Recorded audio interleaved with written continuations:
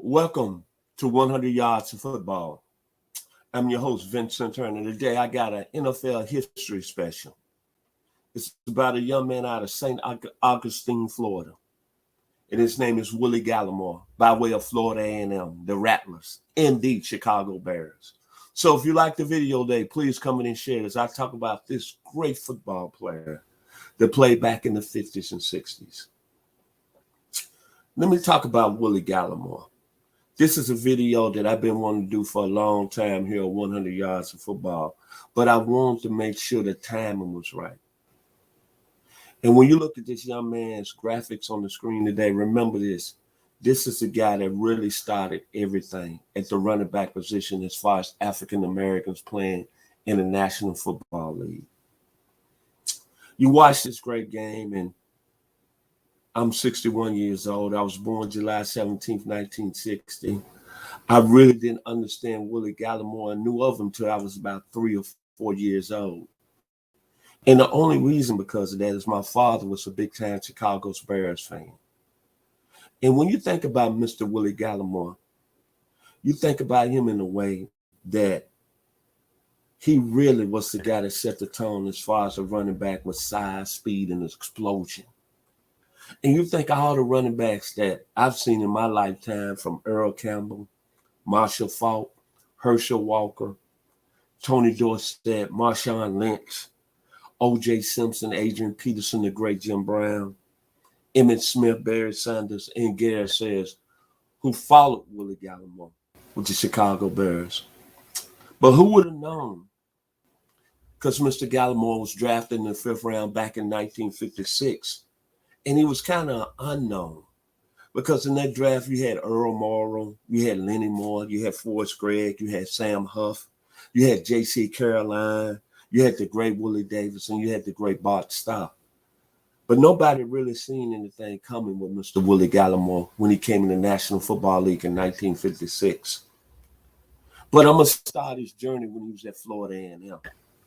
What is really amazing about Mr. Galimore is that he went to Florida A&M on a basketball scholarship. Think about that, a basketball scholarship. He wasn't even thinking about getting on the football field. But he met with one of the greatest coaches that's coached black college football in our lifetime, and Jay Gaither. And Mr. Gaither worked out Mr. Galimore, and the rest was history. At Florida A&M, Willie Galimore's career ended with 33 wins, 4 losses, 1 tie. He had over 3,800 yards rushing. The thing I liked about him is that he was explosion. And he was just somebody that took his game to another level. And he did it in a time whereas, let's be real, he was very, very serious in this country from a civil rights perspective. Then he went to a school that's produced a lot of great players at Florida A&M, from Jimmy Moore to Sam Marshall to Mike Taylor to Nate Newton, Hewitt Dixon, Ken Riley, Don Smith, Gene Atkins, Earl Holmes. There have been some great football players at Florida A&M, man. But when we all said and done, as right now, Willie Galimore is the best that's ever came out of there. And that was 4 years before I was born. That's how much impact that Galimore's made, not only in the college level, but on the national football level. But another thing I like about Willie Galimore when he was in college, he was SIAC, 4-time All-American first team. Then he was Black College All-American 3 times, which at the time was the highest level of black college football, because a lot of African Americans weren't even attending white schools. They weren't allowed. And then Mr. Galimore, as I mentioned, went into the National Football League in 1956. And I didn't say this, but the owner, the great George Hallis, said about Willie Galimore, out of all the players that had ever been around, Willie Galimore was my highest personal satisfaction.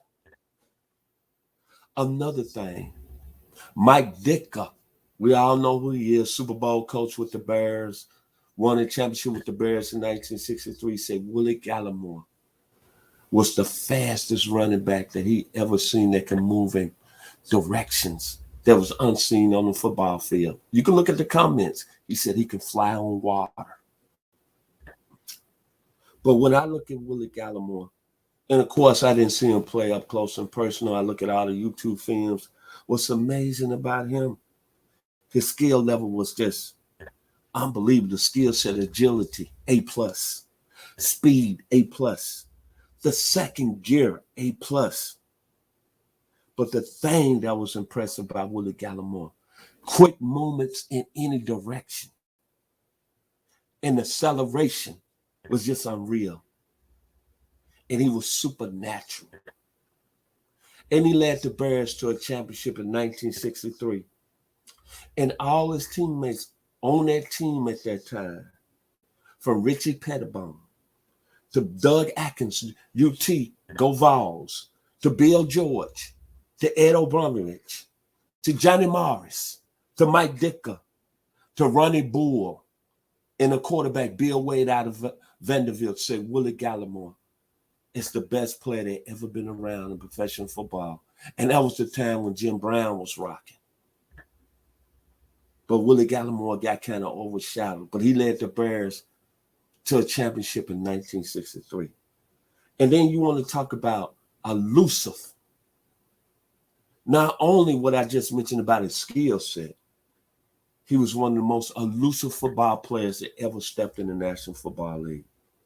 From Barry Sanders to Gary Sayers to Marshall Faulk to Bobby Mitchell to Randall Cunningham to Joe Washington to Dickie Post, you got to put Willie Galimore on the top 10. But this is what separates great people and great players, man, especially human beings.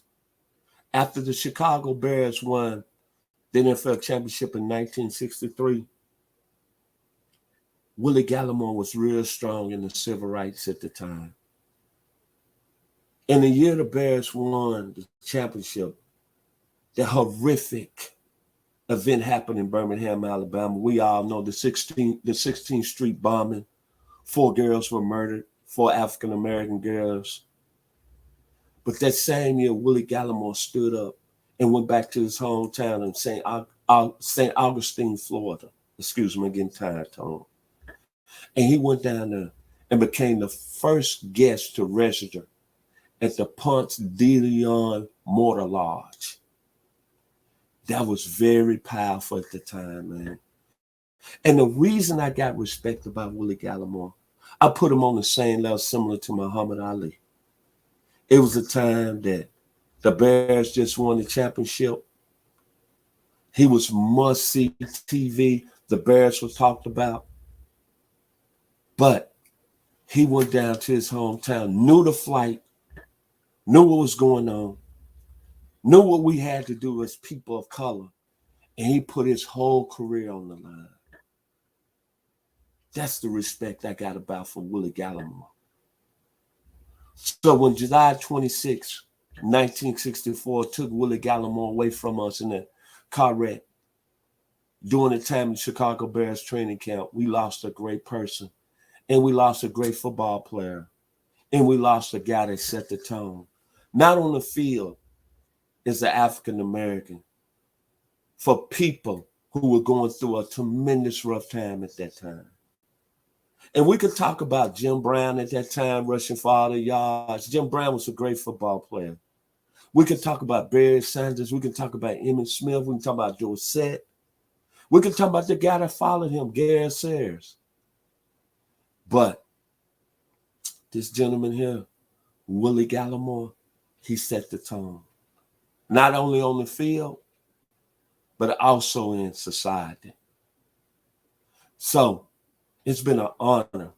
It's been a pleasure to talk about this young man from St. Augustine, Florida, Mr. Willie Galimore. And when I think about Willie Galimore, I think about when I was a sophomore going to high school, 1975 in my hometown of Memphis, Tennessee, the 901. And I walked in that cafeteria, and at the time that cafeteria had a big jukebox. So many kids were walking around, and this is what I think about Willie Galimore. And somebody put a quarter in that jukebox, and a song came on. Doom doom doom doom doom doom doom doom doom doom doom doom doom doom doom. Fight the power. Doom doom doom doom doom doom. You gotta fire up. The Ashley brothers, bro. Fight the power. When I think about Willie Galimore, he done a lot of fighting in the 50s, in the 60s. We lost him too young at 29 years old, July 26, 1964. But when you're talking about an athlete that made a statement and put it out there, there's only one other guy that I put Willie Galimore in the same breath, and that's Muhammad Ali. Read about him, study him, go to YouTube, and look what he did in 1963 when he went down to Ponce de Leon Mortar Lodge in St. Augustine, Florida, and registered as the first African-American. And think about the heat he took. Coming off of the world championship at the time with the Chicago Bears on the 1963 team. So if you like the video today, please come in and share it. Fight the power, Mr. Willie Galimore, Ashley Brothers. Y'all be blessed today and enjoy the week. I'm Vincent Turner here, 100 Yards Football, and to my producer, Mr. Jeremiah Long, for making it happen this morning. I wouldn't be nowhere without him. God bless. Have a wonderful week.